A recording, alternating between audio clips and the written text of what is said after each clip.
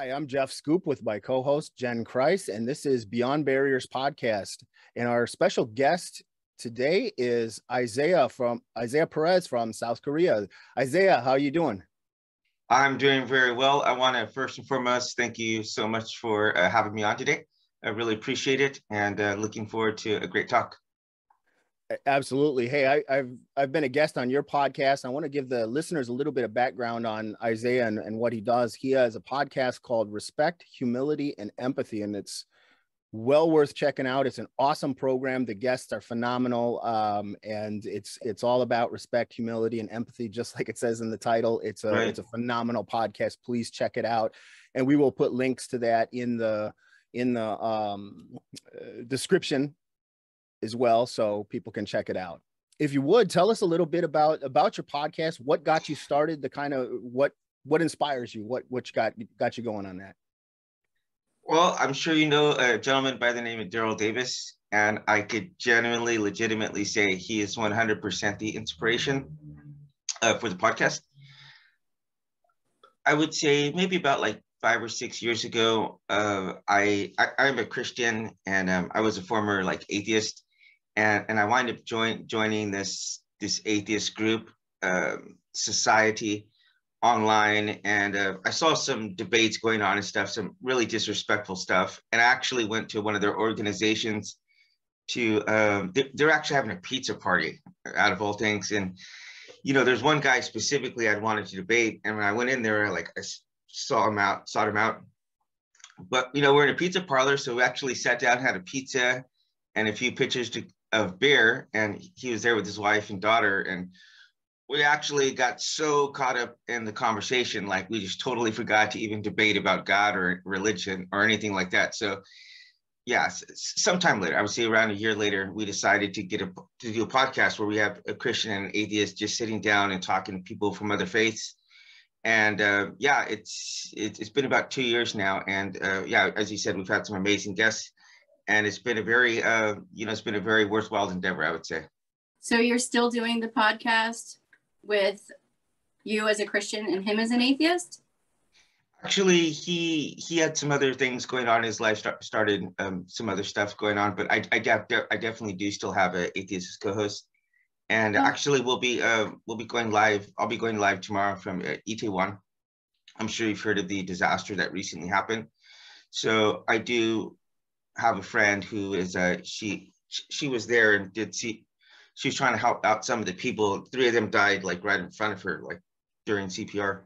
If you could explain that disaster though, Isaiah, because a lot of the people, the news over here is a lot of times focused on all kinds of strange things, and they don't cover world news very often. So if you could explain what all went down there.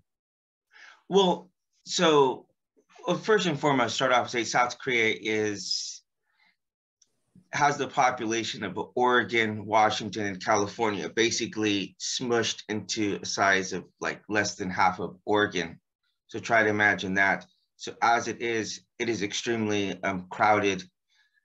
Seoul is one of the most densely populated places on the planet, including all the suburbs. It's something like 20 million people. There's only like 10 million people in Seoul, but there's a lot of suburbs. So if you ride around the subways at certain times, like in Gangnam, the kind of crowds that you saw in there, you could literally see those just like on a daily basis. So already there's an element of overcrowding. The unfortunate thing about COVID, apart from all the tragedy that it brought, was that a lot of people couldn't do a lot of things that they wanted to do for a very long time. So for example, I attended the firework display, a firework show in a place called Yeouido, and literally this is the first time they did it in 3 years.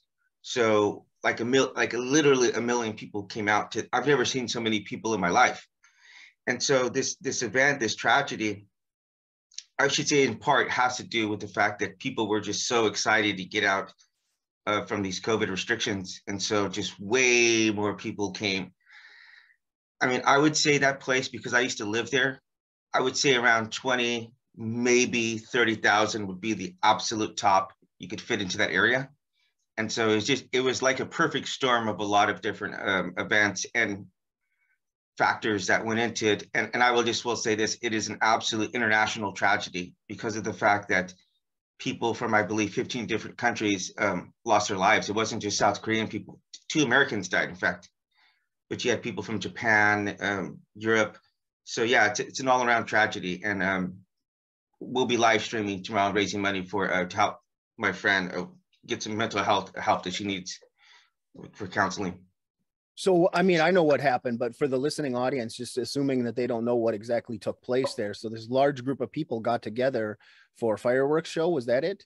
No. The fireworks show happened like 3 weeks ago. I was just giving that as like an example of a million. I've never seen so many people in my life. They came out to like a park area. This was like a small town area. They didn't even block off the traffic or anything. Yeah, basically, actually, when I heard that there was a stampede, maybe I thought there's no way that would actually happen in South Korea because they tend to be more docile and like calm people. But when I saw what actually happened, people just kind of like a sea of people was like moving, and the people in the middle got crushed essentially. So especially because it's on an incline. And yeah, it was just a really, really unfortunate event. 150 people lost their lives. So until Saturday, we're still in a period of national mourning here in South Korea. So it's a very tragic event.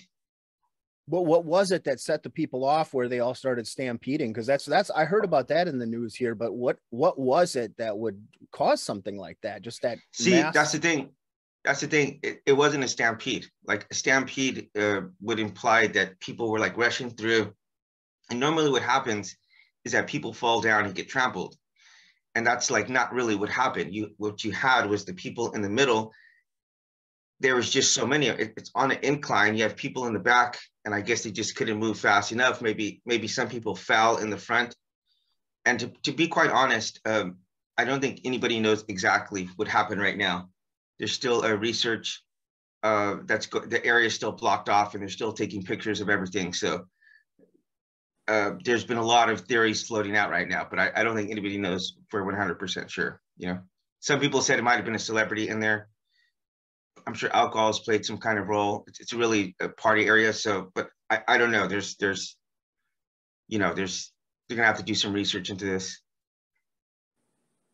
Well, that's really cool that you're raising funds for somebody that was traumatized by the event, and that's kind of an ongoing theme with your program, that you're helping out quite a few different people. And I know we've talked because we know each other, and you've talked about some of the things and where your mission has brought you across the world, and some of the different things that you do. I'm thinking specifically about a trip that you made to the Holy Land, and some, that's an interesting story. So I was going to ask you about that, but just in general, like some of the things that you're doing that help others, I think it's really important to focus on that and to share with the listening audience some of what you do, because I think it's incredible. Well, I will tell you this. I was in college during September 11th, and I remember feeling a desire to blame somebody. And I remember feeling very, very anti-Muslim, very anti-Islamic, and wanting to hurt those people wherever I could see them. And I think I'd only met one Muslim in my life at that point. Moving to South Korea, one of my best friends here actually wind up meeting, and he's a Muslim from Egypt, and we've helped each other out. He helped me out in a very, very difficult time, and specifically going to the Holy Land, just kind of an amazing series of events where I actually went into Palestine and got to stay at a mosque for a week with Muslims, and I found them to be the most gentle, hospitable, kind, welcoming, humble people I've ever met in my life. And it was an amazing experience, and it humanized them in a way that I couldn't have imagined, just seeing people on movies or on TV. And actually, I do share a story about it in a book that that I'm writing right now. But as I'm sitting there, I saw the corner out of my eye I was hanging out with some of them, and a guy picked up an axe and like made his way behind me.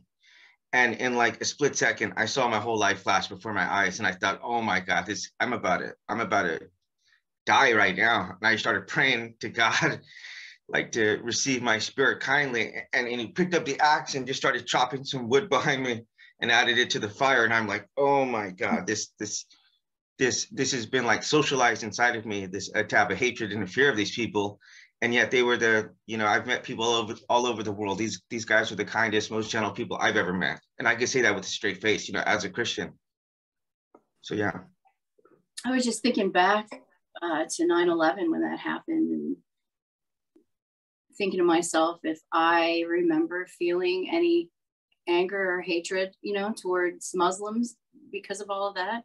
And I can honestly say I didn't feel that, because I don't know. I've always just looked at people as individuals, and I know that there's good and bad in every race or religion or, anything like that. So, Good for you. But I do understand people that did have that fear at the time. I definitely understand that. Yeah, I think it's pretty common, Isaiah, as far as, having these, unfortunately, those of us that were in the movement too, like we judge people without knowing them and Right. And things like that. So do you think that experience helped you with, is that one of the many things that helped inspire the podcast and then the work that you're doing? Well, prior to that, I would say that it's funny. I was just talking to a guy yesterday. One of my coworkers has Turkish blood in him. And we were talking about like Turkey is genetically one of the most diverse countries in the world. And specifically Istanbul, you could go there. And I told him, I saw parents with their kids who like, the kids look nothing like them. Like I've never been to a country before where the kids look nothing like, nothing like their parents. And then you would see stuff like very Asianist looking people, because, Istanbul is half in Europe and half in Asia.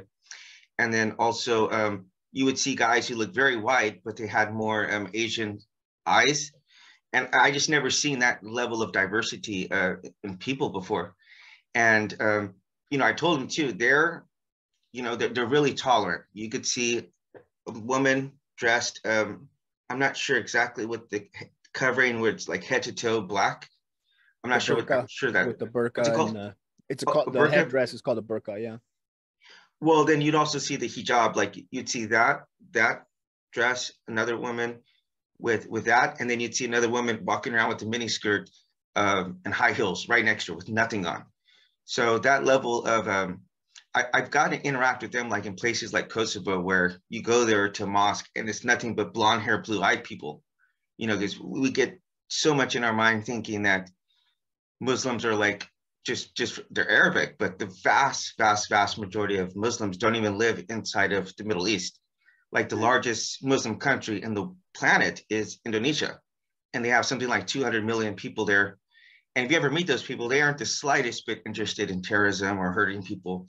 They're just going about their lives and ordinary people. And you don't ever see those kind of things where, personally, I went to Egypt, and I'll tell you this, I did get followed around by guys in vans in Egypt, but they're all trying to get my money. They weren't trying to take my life. They're trying to take my money. Like they wanted to drive me around or get some kind of commissions on stuff. So yeah, you have, obviously there's bad apples in every group, but nobody wants to be judged by the extremes, whether you're white, black, Indian, Mexican, whatever it might be. There's certainly bad apples in every group, and we would be remiss to not mention the fact that there's bad elements in that group, but there is in every group, and no one wants to be associated with that.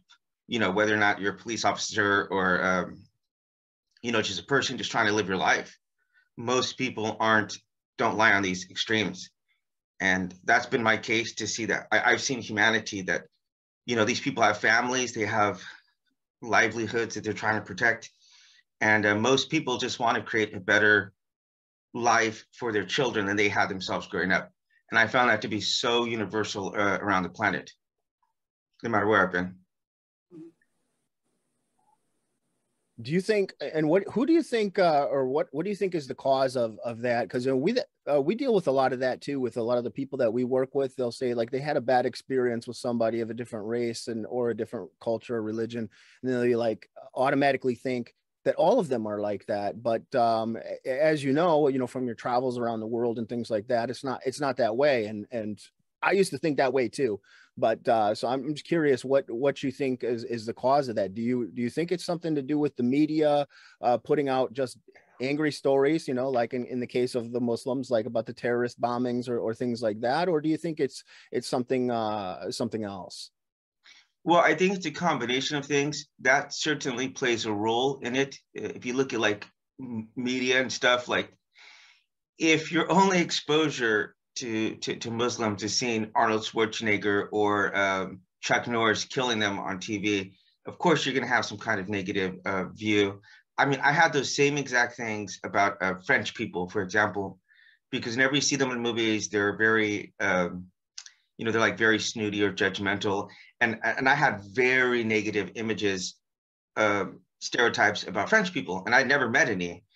And I'm a member of a website called Couchsurfing, where you literally get to host people from all over the world, and they get to come at your house, and you get to share meals with them, share experiences. And so there's been several times, like when I went to the Holy Land, I just stayed with the people. One of the guys lived in like a goat farm, and I had hosted him before. So I went and stayed with him for a week on a goat farm, and he took me to meet some Bedouins and stuff. So it was quite an amazing experience. But I've got to have those kind of experiences because I've put myself out there and I've let people stay with me. I've got to meet people from all over the world. So I would say this: some of it has to do with the media, but the other reality is that as humans, we form patterns.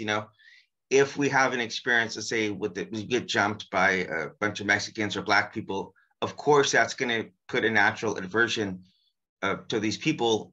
You have a couple of bad experiences, of course that's going to be the case. I was very fortunate to grow up in an area where it was Blacks, Mexicans, and Latinos all living together. And it's actually Bakersfield, if you know anything about that, it's where the people from Oklahoma came over in the Dust Bowl. And so the Grapes of Wrath is like literally our backyard. And so the white people there they went by something called like a pecker wood, where like a low income white person. And like my best friend literally was a 6'6" white dude. And our other best friend was a 6' Black guy. We call ourselves the Rainbow Gang. We had a Black, Mexican, and a white.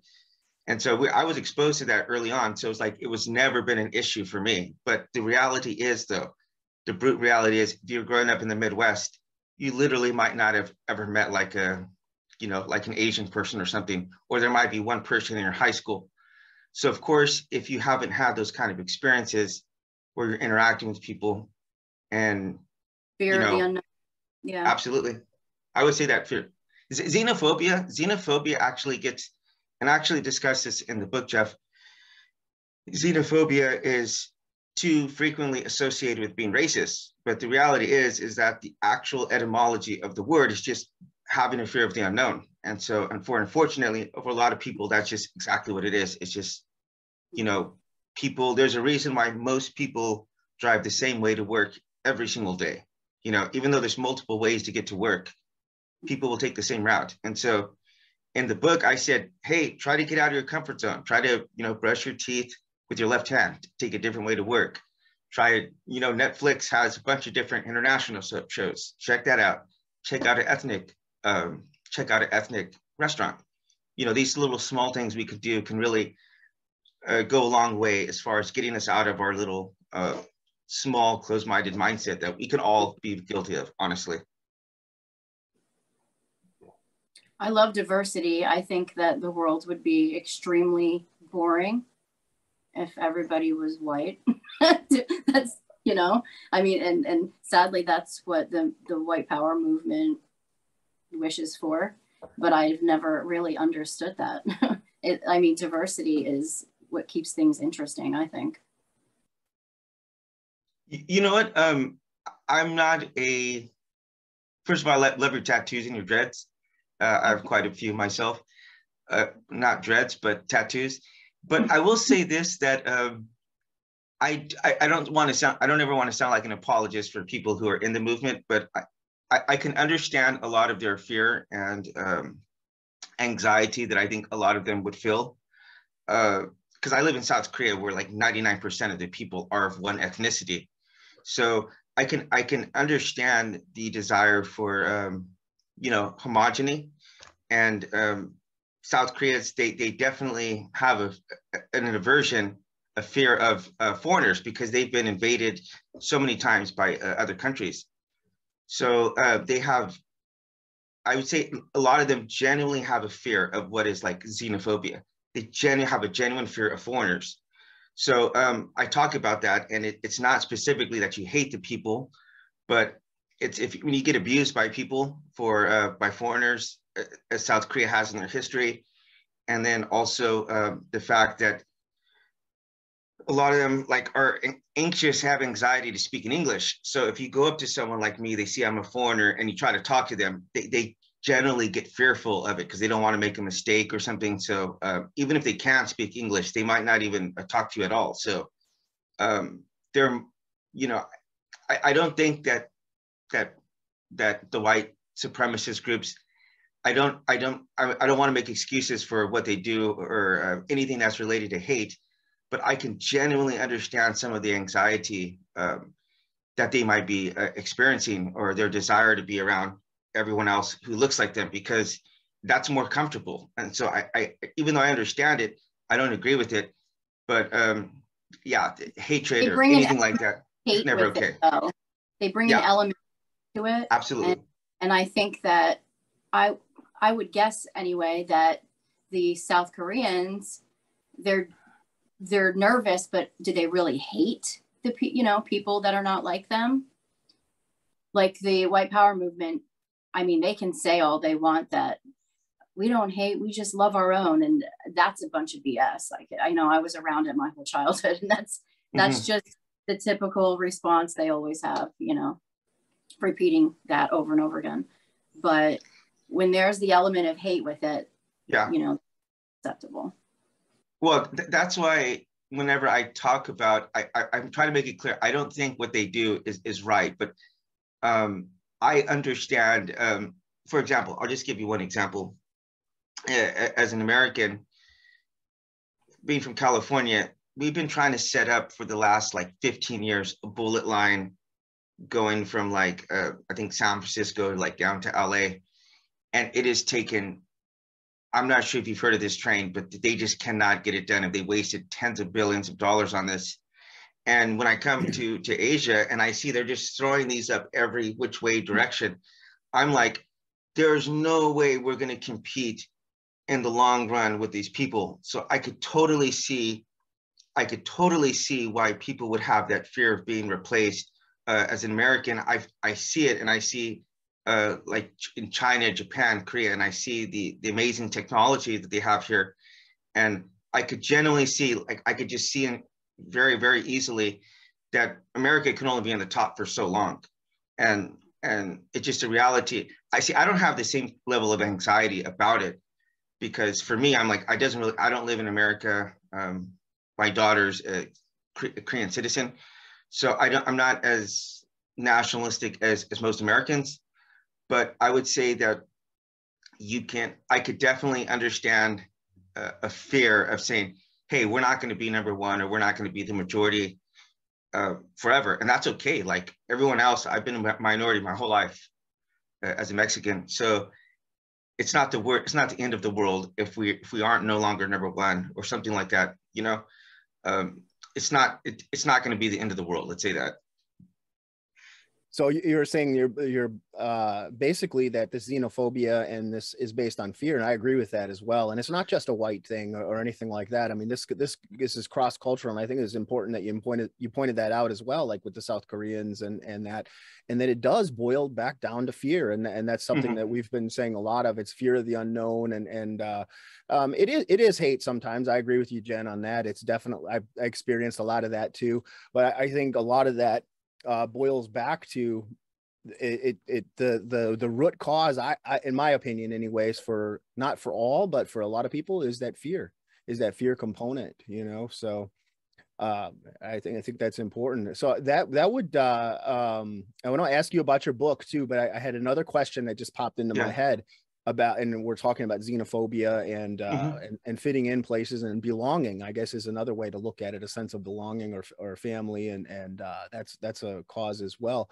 How was it for you as a, you know, Mexican American moving to Korea when you first got there? How was that as an experience? Because I do know it's a fairly ethnically and racially homogenous or unique society where it's mostly just Koreans there, as you mentioned. So how was that for you? Did you experience racism or anything like that, or was it more xenophobia? I'll let you talk. I'm not going to put the words there. Yeah. Well, actually, my second book is called American Abroad, Tales of Re-Education on a Road Less Traveled. And it does talk about that whole experience that I had, because actually, I will say this, growing up, we grew up culturally white. Like, our parents didn't teach us Spanish because they thought, ironically, they thought that would actually hurt us. Who would have seen the future where in California, 40%, or, you know, they're now the majority, but who would have saw that future happening? But they didn't want us to be saddled by that. So I remember very specifically growing up wanting to be white myself. Like, I did used to have hair at one stage of my life, but I used to imagine it being blonde. And to imagine it being, I actually write about this in the book. Part of it was due to a lot of the movies and seeing people like Zach Morris and wanting to have like blonde hair like that dude, even though his hair was actually dyed as well. But so there's that. There's a technical term for this, which is called being third cultured, where you're not like, you're just stuck somewhere in between. Like, missionary kids usually experience this. So I grew up extremely disconnected to my roots, absolutely hating cultural events like Dia de los Muertos. I thought that was the most savage and evil thing that humans would participate in. But now as an adult, after losing my mother and grandmother and stuff, I find Dia de los Muertos to be an absolutely beautiful time of remembrance, celebration of life. But I did grow up a bit of that hating my ethnicity. And so when I got to South Korea, I attempted to over assimilate to the Korean culture, you know, and that goes to eating the food, learning the culture, you know, the language, and at some point realizing like, man, I am never going to assimilate to this. Even if I do everything 100%, they're never going to accept me as being like an actual Korean. So that did cause a giant identity crisis. But, you know, Korean people are actually, they're very loving, very kind. My wife actually, her mother actually asked me to marry her, to become a part of their family. And she literally said, I want you to be my son and I want to be your mother. And that was like an amazing thing that I was not in a stage in my life where I could have accepted that, because we did get married and we did get divorced within a year. But after 5 years, I went back to America, had a religious experience, found Jesus Christ, and I came back, and she got pregnant the night I got back after 5 years. And our daughter was born right in the Olympics here in South Korea, in Pyeongchang. So I have been more incorporated and engrafted to Korean society, but it's been a process. It's something that's been 10 years in the making, and there's a lot of self-denial and you know, identity crisis that happened along the way. But I mean, I'm in a good stage now, have work that's rewarding. You know, I reunited with my wife. But you know, it's like, I'm going to give you an example right now between Eastern and Western thinking that can really throw us for a loop sometimes, because it is hard to understand that Eastern thinking, they have a totally different way of thinking.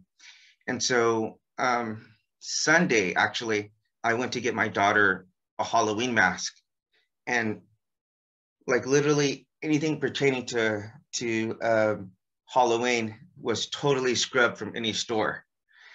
And I was totally shocked by that, because in America, that something like that would never happen. Like, we'd acknowledge the tragedy, but the rest of society wouldn't like take a bullet for that, you know? And in South Korea, they're like, this might, I don't know if they might trigger something. That's another weird thing about that event. Like, in addition to it being horrible, like a lot of those people were dressed up in Halloween costumes, you know? So it was a Halloween event. Just, it was a Halloween event where they had that, yeah, where all those people passed. Okay.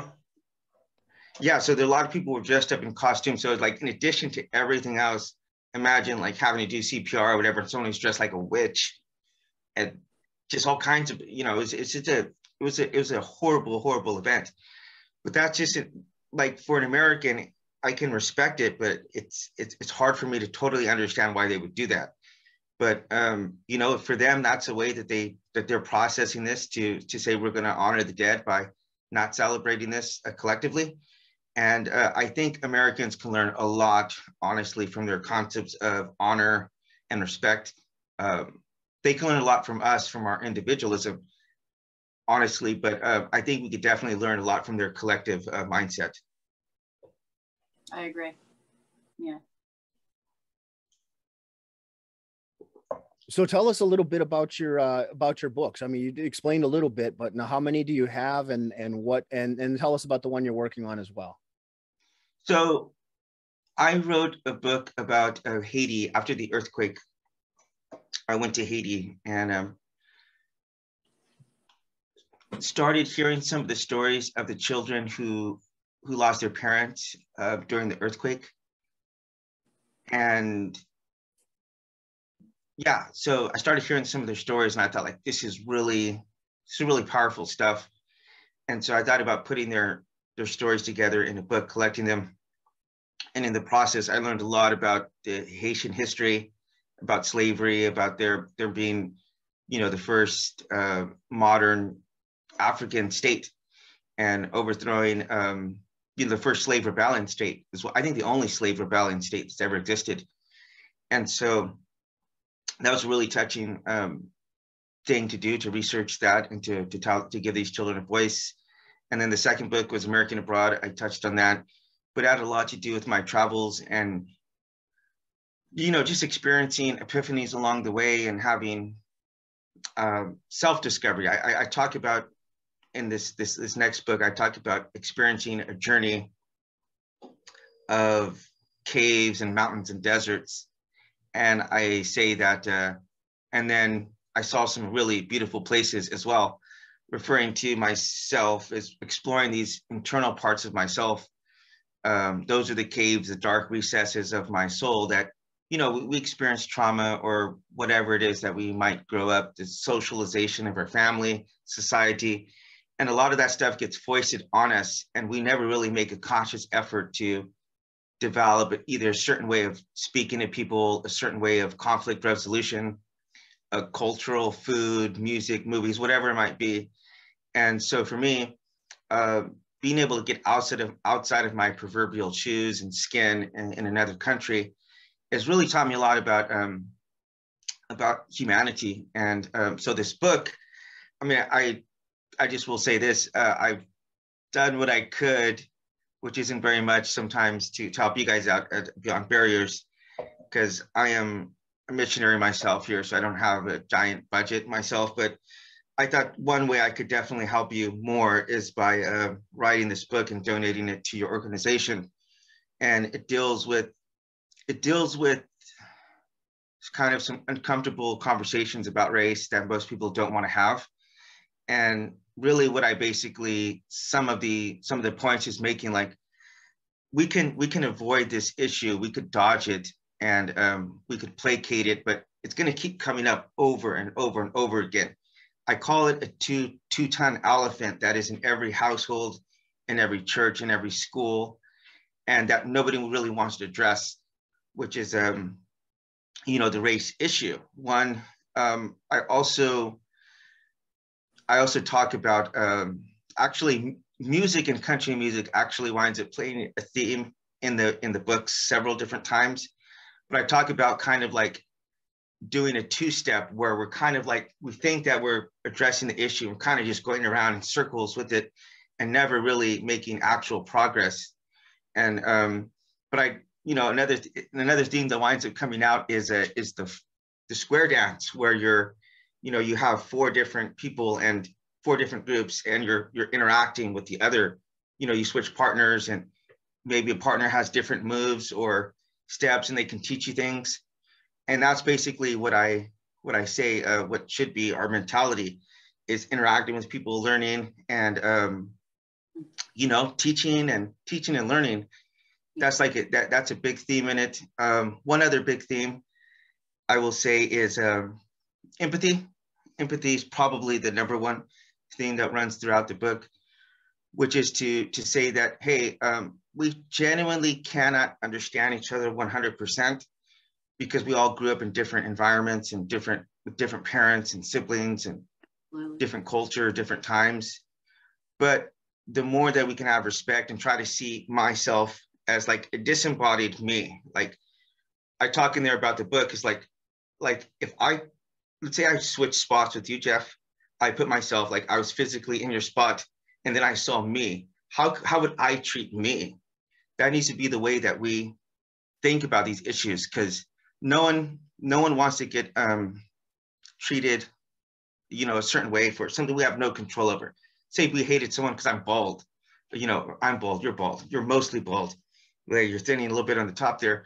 But imagine that, or imagine if someone from the 2500s came and hated us because we were born in this era, you know, or the 1500s, something we had no control over. We wouldn't like that very much. So doing that to other people is not something that's very helpful, you know. Very well put. Very well put. And hey, I wanted to thank you too. You know, you've done a lot for the, you know, Beyond Barriers organization, and helped us out a great deal of software and all kinds of things. And that really means a lot to us. And I want to give you a shout out for that. You've been incredibly supportive of our work, and we love you, man. Oh, I you know, Jeff, I do want to say this. I was introduced to you by another guy by the name of God, a grumpy old dude.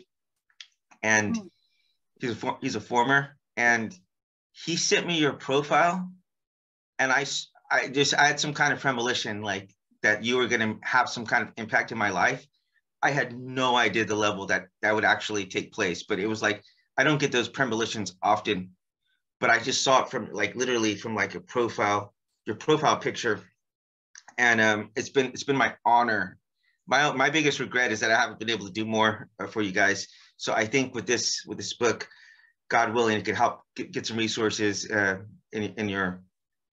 you guys, and then just open people's eyes out to the work you're doing, which I think is absolutely phenomenal. No, likewise, it's important, the work you're doing, and a good shout out there for Grumpy Old Dude. That's somebody I haven't talked to in a little while. He's a good man, though. I hope he's doing well. God for short, by the way. God, you just call him God. God. Jen, you got any thoughts? No, I just like the way you focus on empathy, because that's like one of my biggest things that that I think our society here in America anyway lacks empathy. Mm-hmm.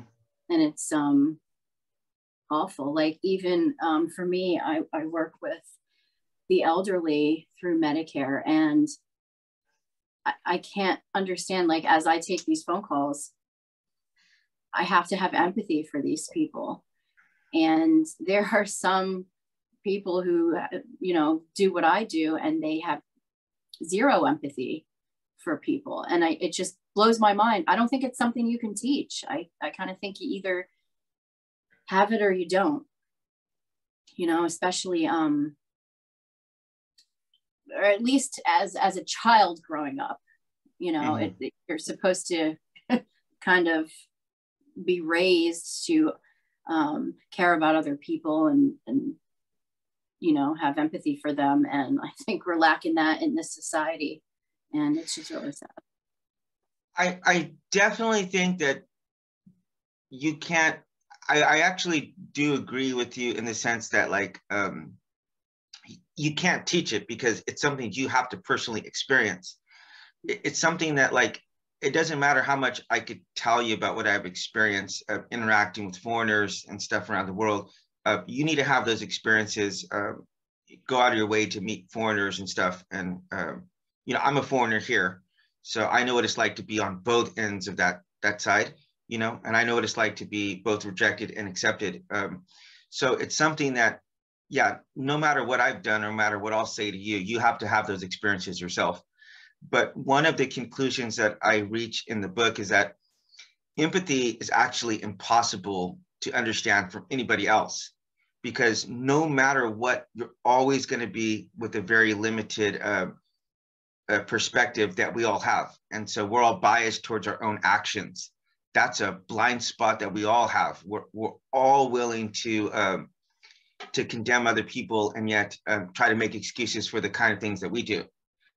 You know, like we're willing to see other people's mistakes, and yet we'll look for our intentions, what we're trying to do, or we'll justify things that we do or say or think. And so starting off for me with the book is to genuinely understand that I'm not going to be able to fully understand other people. And if we come to that conclusion, then we can start to have some humility as we talk and interact with people. And I will give you one example real quick, because I was working in a company with the lady from Taiwan, and every week I'd bring in like bread or oranges or whatever, and you know, give them out in the office, and I'd always ask her if she wanted one, and she'd always tell me no. And I talked to my boss. I'm like, hey, I really think that this person, and we actually clashed heads several times. And I really, I told my boss, I said, hey, I don't think this person likes me. And he goes, Isaiah, you know what? You know, this is like a cultural problem here. For them, it's rude to just accept something like that. Like they should reject it. And he's like, if you really want to, whatever or to have, he says, just leave it on her desk as you're leaving, right? And so when I started doing that, every day I'd come in and it was gone. She would eat whatever it was. And so we went out for like an office party, and I told her, you know, I said, hey, you know what? I said, I'll just call her Min. But I said, hey, you know what? I said, my daughter's getting ready to get born right now, and I really don't understand my wife a lot of times. My wife's Korean.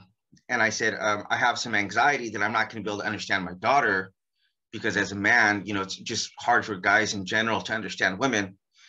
And so I said, you know, but I really want to. I said, I've never done anything to intentionally try to offend you, but obviously we've had some bad blood, you know. And she told me something that like I will never, ever, ever forget.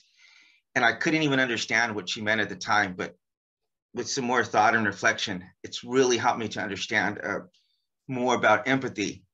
But she says, yeah, she says, Isaiah, you just got to understand the limits of yourself, like understand the limits.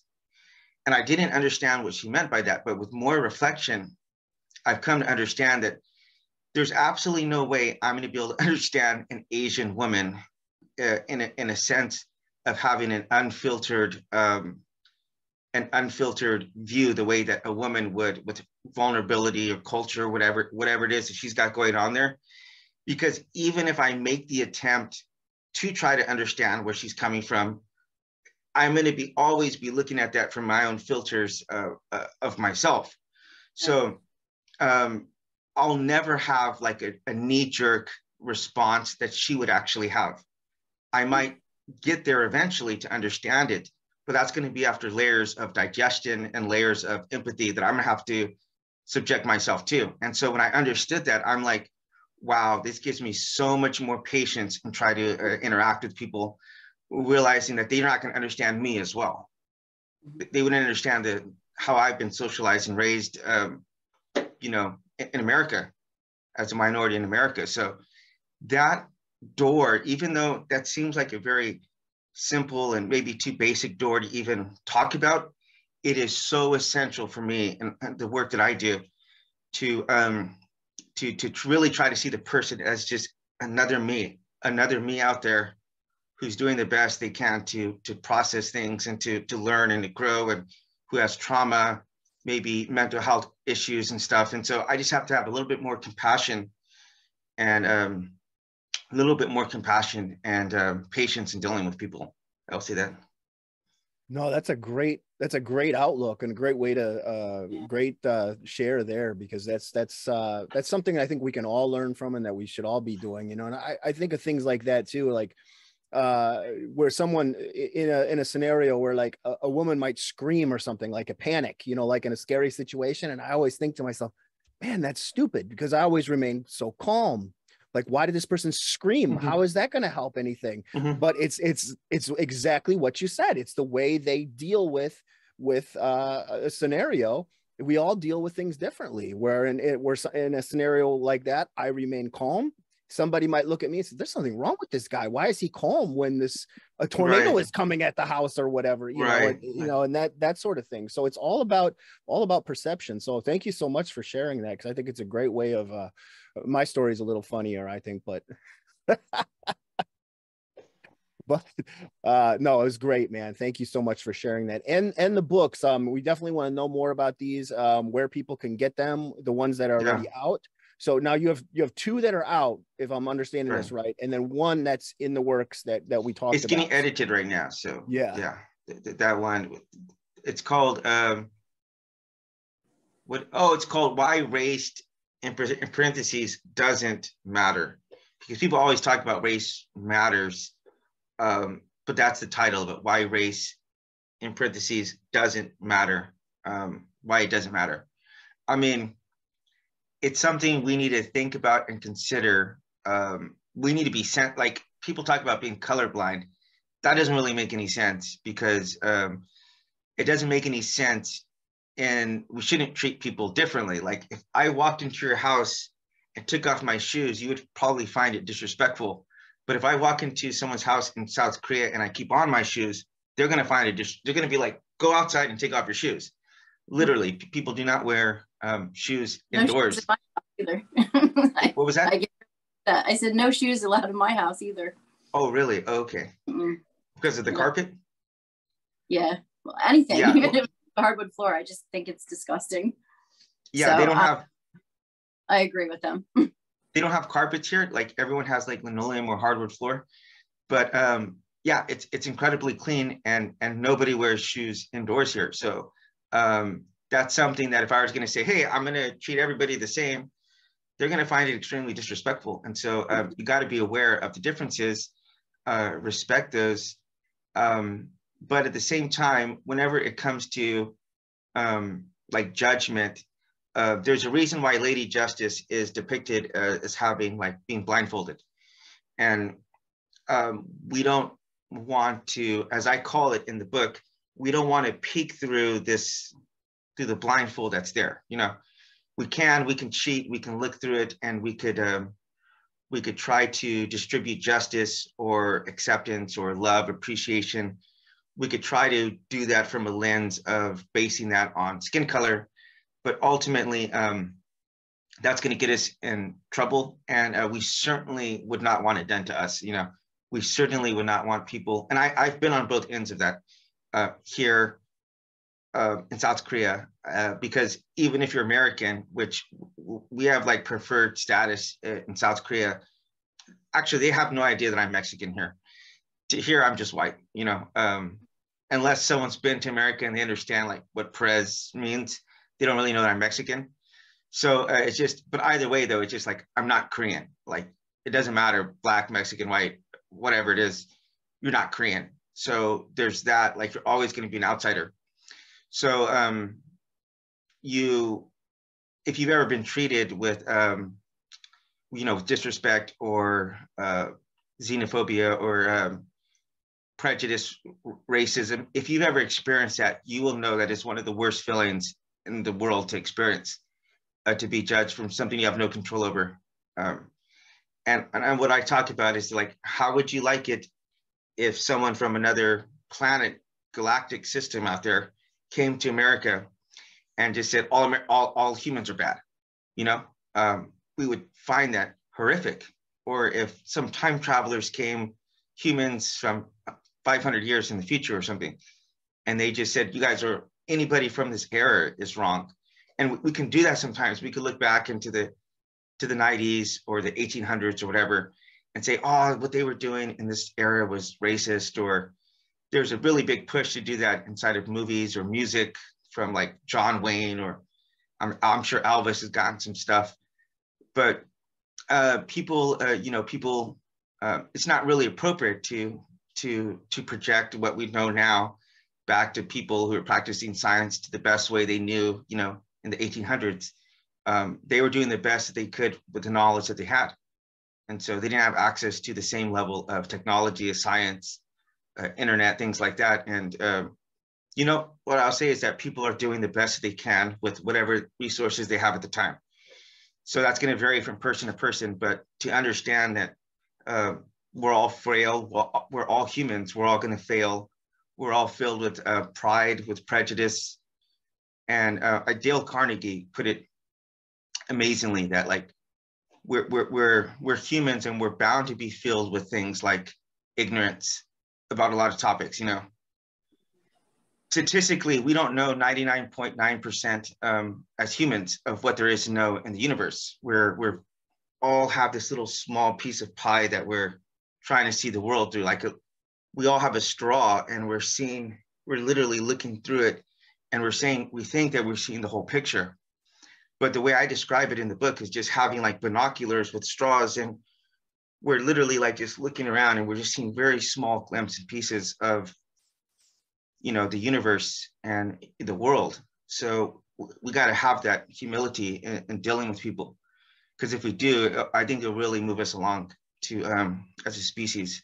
It's something like we really have to understand as a not American, Korean, Black, white, Jew, Muslim, like as humans. This is a human issue. Really well stated. Before we close out the program, either Jenn or Isaiah, is there anything else that you guys would like to cover or mention? Jenn? I'm a little winded because I've been speaking a lot. You said something interesting that you don't believe in the phrase colorblind. Mm-hmm. Can you explain that a little bit? Well, colorblind would be, I gave that as an example with the shoes, but okay. So the second book, I talk in there about committing faux pas, which is like cultural missteps. For example, if I try to shake a Muslim's hand with my left hand, they're not even gonna shake my hand. Because that's, they wipe with the left hand. So they're not going to shake my left hand. So if I went up to Muslim and, I'm for example, I'm left-handed and say, well, I'm just going to shake with my left hand no matter what, if you're Muslim, Jew, Black, white, whatever. That would be an example where being colorblind or try to pretend that everybody's just the same, that would be inappropriate. For example, in South Korea, you're supposed to give something with two hands like this, okay? It's very gentle. You give like a bow and you give it, right? So gentle. Like if you think about it, it'd be really awkward for someone to take something really quick out of your hand and then leave. Whereas you could do that really easy with just one hand. So when I first got here, my boss, she came to present the money that she needed to give me. I'm like, all right, thanks. Just grabbed it and walked away. And then she told, because she couldn't speak English, but she told my coworker, like, oh, I think Isaiah is really rude, something like that. And then she told me, and I'm like, oh my God, I had no idea about this, right? That this is a cultural thing. And on another occasion, I met a Korean woman. Her name is Sue.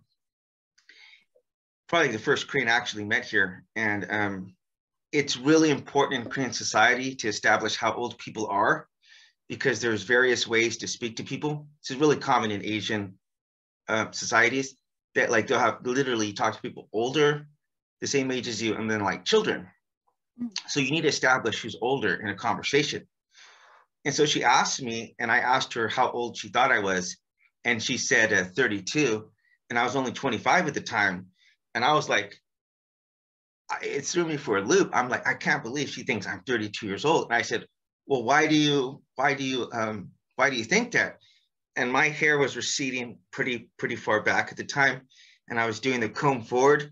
This is back when I had like enough hair to actually pull it off. No one in America ever mentioned it, but it was obvious. I had these gaping holes like Jeff over here on the side. But when I comb it forward, I had convinced myself that nobody noticed it because nobody said anything. And then she just like, oh yeah, because your forehead is so big.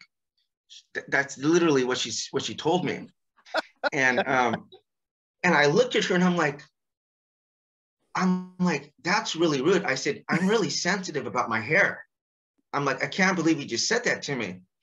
And then she like broke down. She was like, she felt like dishonored. I mean, I could just see her eyes get like watery, and she was just pointing out an obvious fact that my hair was receding. And to her, for them, that's just a reality for them. They might say, I've been around a lot of them. They're like, yeah, you're fat. You need to do some sit-ups or you need to diet or something.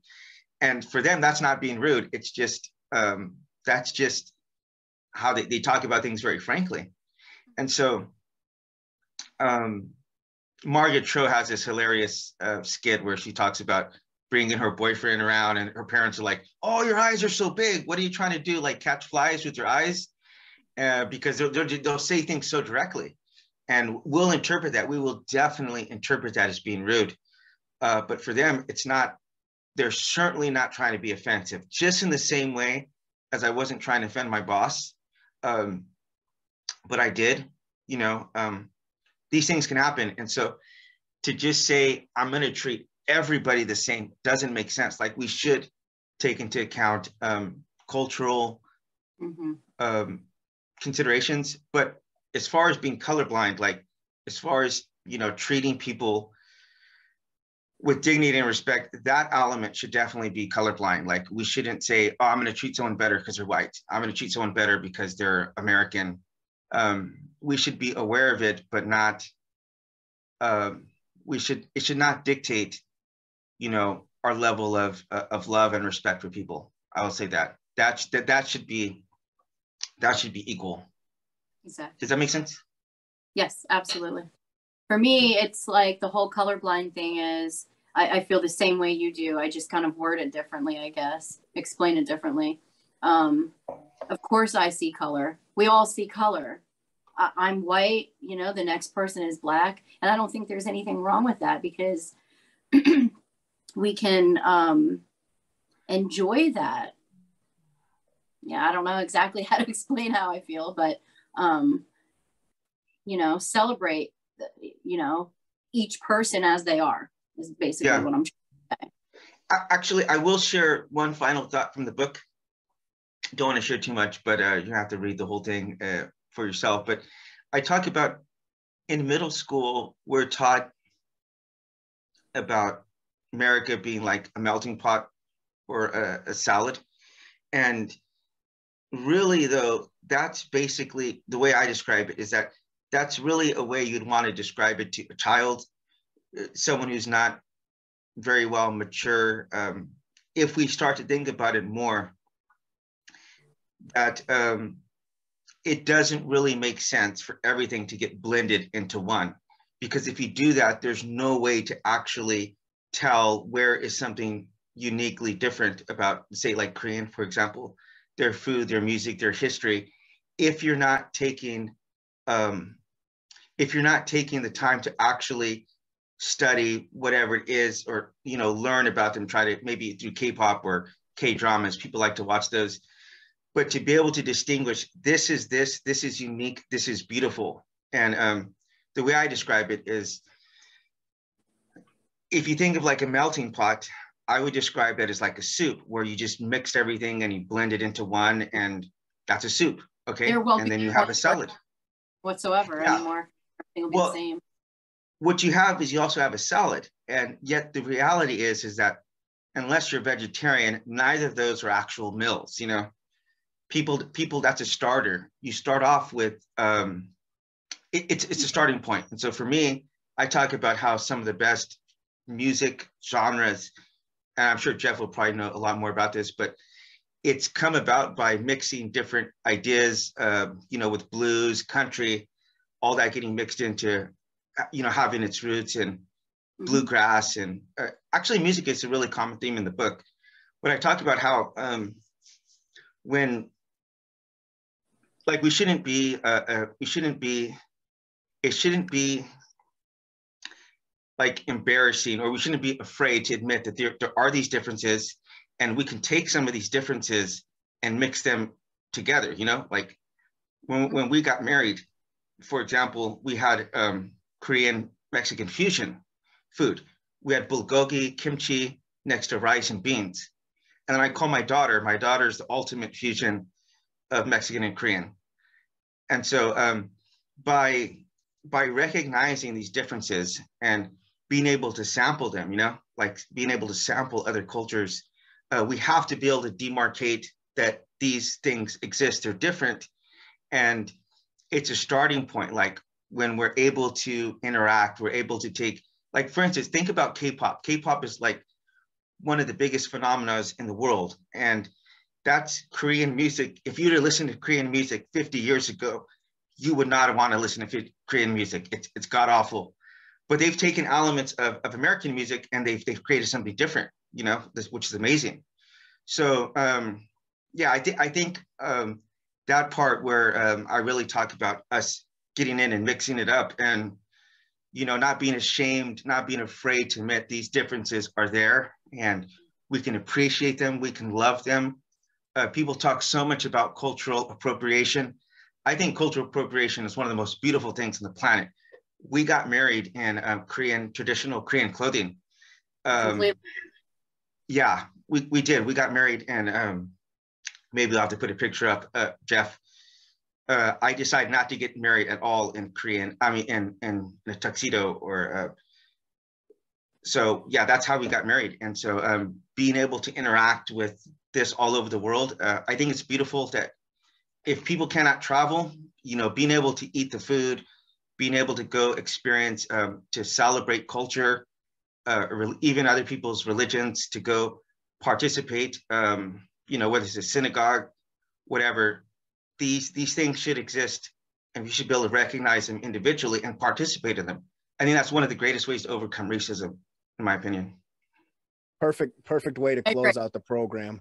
Thank you so much, Isaiah Perez, for coming on the program. Everybody want to check out his podcast. It's RHE, Respect, Humility, Empathy Podcast, and it's in the description.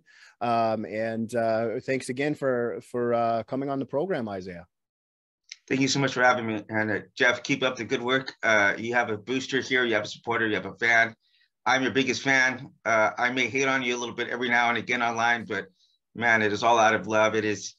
You've done so much more than I ever thought that you would do in this short amount of time. So I can't wait to see what you can do in the future. I personally believe you are a game changer. You're a world changer. You're going to do something amazing in this world. And I'm very glad I've been able to contribute to that journey, Jeff. Thank you, brother.